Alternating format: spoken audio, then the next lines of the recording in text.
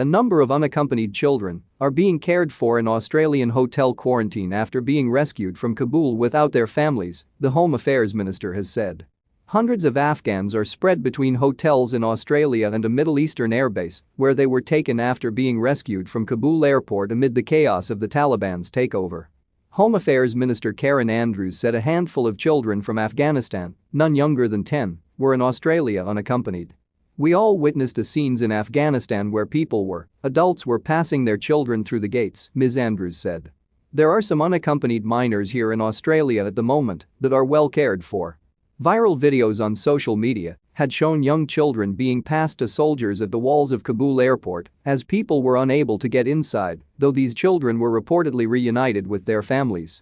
At the time, the British Defence Secretary told foreign media the UK would not take unaccompanied minors out of the country.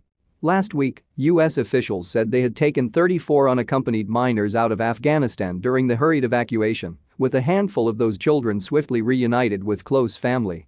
Ms. Andrews said she understood there were fewer than 10 unaccompanied children in Australian hotel quarantine, though more may be arriving from the airbase in coming days.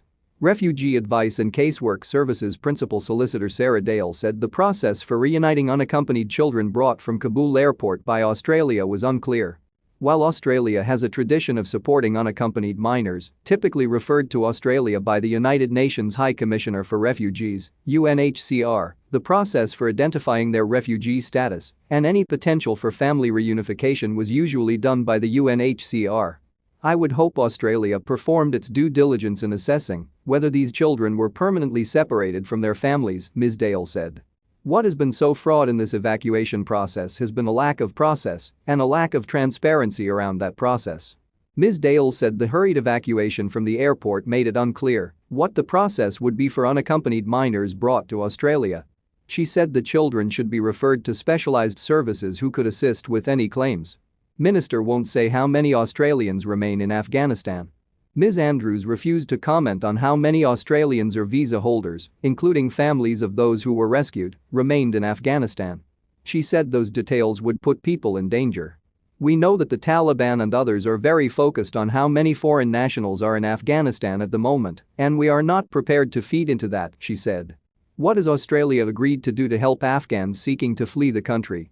And how does it compare?